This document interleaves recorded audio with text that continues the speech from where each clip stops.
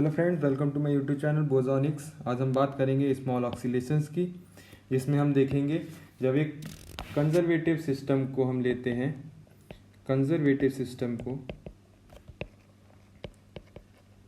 जिसमें potential energy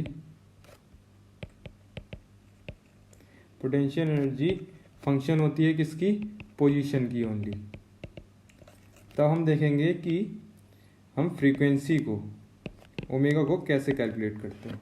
okay, तो यहाँ पे पोटेंशियल दिया होता है v ऑफ एक्स समथिंग कुछ, तो हम देखेंगे कि ओमेगा हम कैसे कैलकुलेट कर सकते हैं। ओके, तो सपोज हमारे पास कुछ फ्रीक्वेंसी दी हुई है, पोटेंशियल दिया हुआ है v of x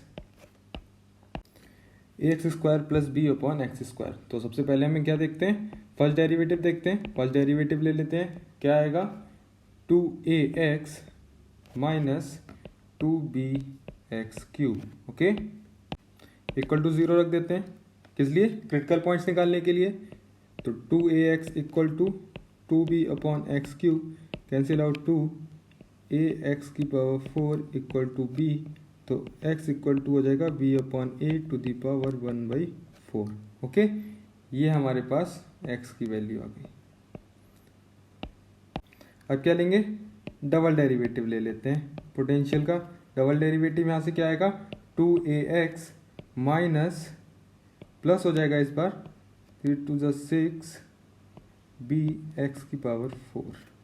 okay, this time x is not there, this x 2a only। okay, yes, now put the value of x, क्या आएगा 2a plus 6b 1 upon x is what, a upon b,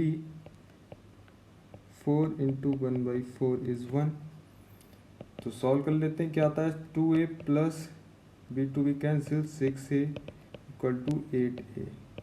okay, double derivative करके तो हमें निकालना क्या था, frequency निकालनी थी। Okay, frequency of oscillation. तो उसका फॉर्मूला क्या होता है, ओमेगा इक्वल टू के हमारे पास क्या होता है √k/m, जहाँ k क्या है, double derivative of potential with respect to x square and value on x naught. Suppose ये एक्स नॉट है, ये एक्स नॉट अपॉन m। तो यहाँ से ओमेगा की वैल्यू क्या आ जाएगी, डबल डेरिवेटिव क्या आया है 8a upon m under root. Okay, ये वैल्यू आ गई हमारी फ्रीक्वेंसी की। ठीक है, चलिए अब हमारे पास कुछ इस टाइप का क्वेश्चन है। 3 particle of equal mass m moves without friction in 1 dimension. 2 of the particle are each connect to the third by a massless spring of spring constant k। 3 masses हैं ये m, 2 स्प्रिंग से attacked है, k spring constant है। तो बताना है हमें, क्या क्या बताना है, नॉर्मल फ्रीक्वेंसी ओमेगा। ओके, तो ओमेगा निकालने के लिए हम क्या करेंगे, सबसे पहले सपोज ये मास हमने इस टाइप से स्ट्रेच किया,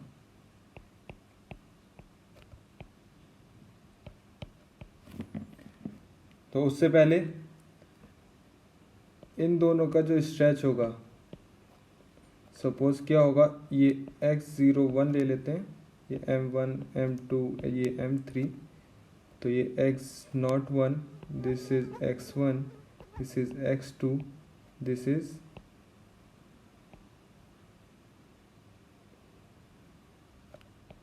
x2, x02, this is x3 and this is x03, this is x03 and this is x3।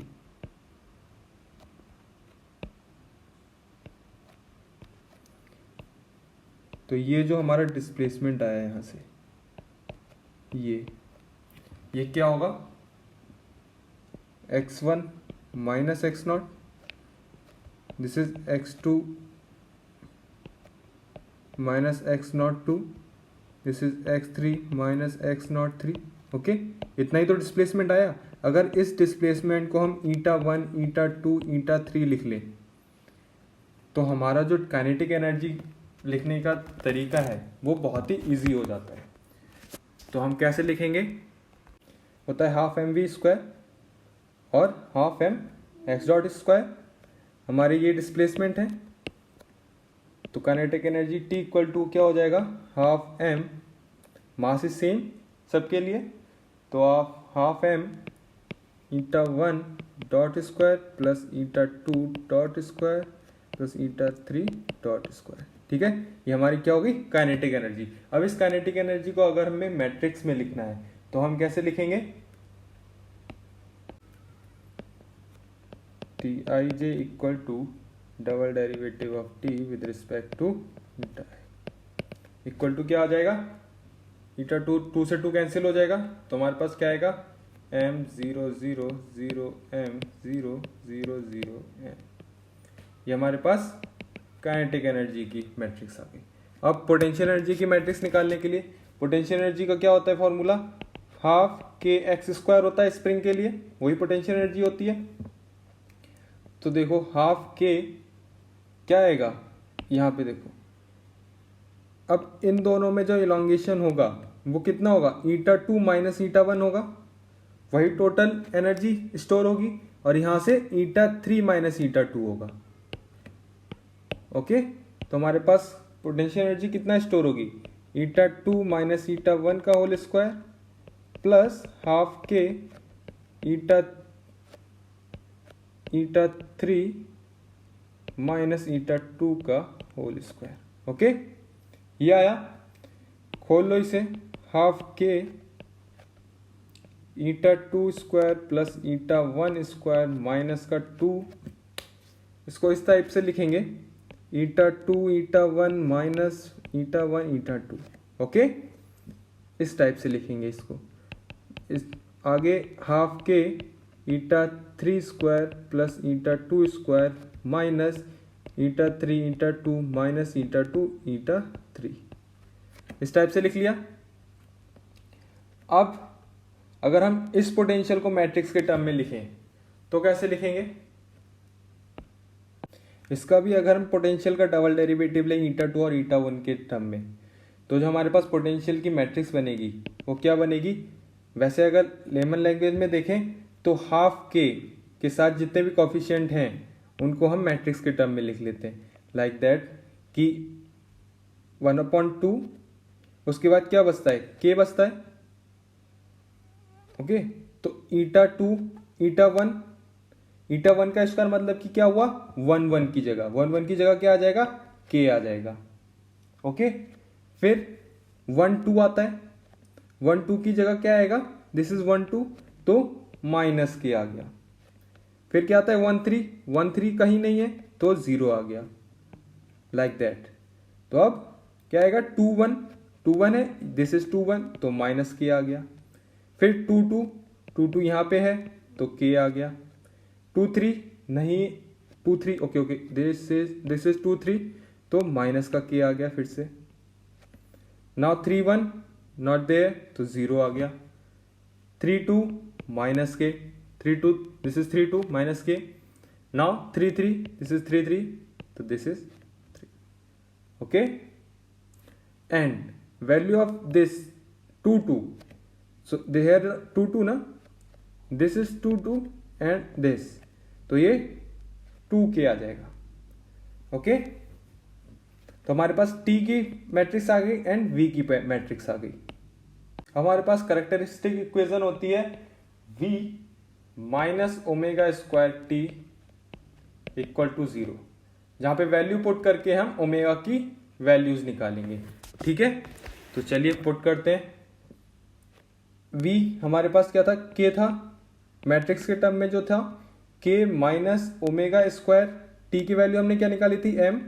Okay, then minus k 0 minus के 2k minus omega square M minus k 0 minus k minus omega square M। Okay, ये value थी equal to 0। इसको solve करेंगे, row operation लगा देते हैं। R2 goes to R2 minus R1 and R3 goes to R3 minus R1. Okay, कर देते हैं, देखिए क्या आता है. माइनस करेंगे तो आएगा minus omega square M minus k 0 0 3k minus omega square M minus k 0 0 k minus omega square m equal to 0. Okay, फिर ये आ गया हमारे पास. इसको और क्या लिख सकते हैं, पलट के लिख लेते हैं. तो क्या आ जाएगा, 3 minus omega square m 0 0 minus k 3k minus omega square m 0 0 minus k minus omega square m. ठीक है, R3 एंड R2 दोनों लगा दिए इसमें, ये आ गया. अब इसे सॉल्व कर लेंगे. This into this minus omega square M 3k minus omega square M into K minus omega square M minus 0 आएगा एंड ऑल आर 0. ओके, तो यहाँ से अगर सॉल्व करते हैं तो क्या आता है, पहला ओमेगा इक्वल टू 0 आता है एक. दूसरा क्या आता है, omega equal to this give us 3k upon m and this will be give us omega equal to root k by m. Okay, ये तीन वैल्यूज हमें मिल गई, ये तीन फ्रीक्वेंसी हमें ओमेगा की मिल गई है. ठीक है, ओके, थैंक यू गाइस. अब इसमें से हम ये भी देखते हैं, किसी किसी क्वेश्चन में पूछते हैं कि नॉर्मल मोड वगैरह बताइए, तो वो काफ़ी लेंथी सवाल हो जाता है. वो आई थिंक एक बार ही आया है नेट में, तो वो अगर आप बोलते हैं तो मैं कराऊंगा. तब तक के लिए please subscribe. Thank you. Please press the bell icon and please share. Okay.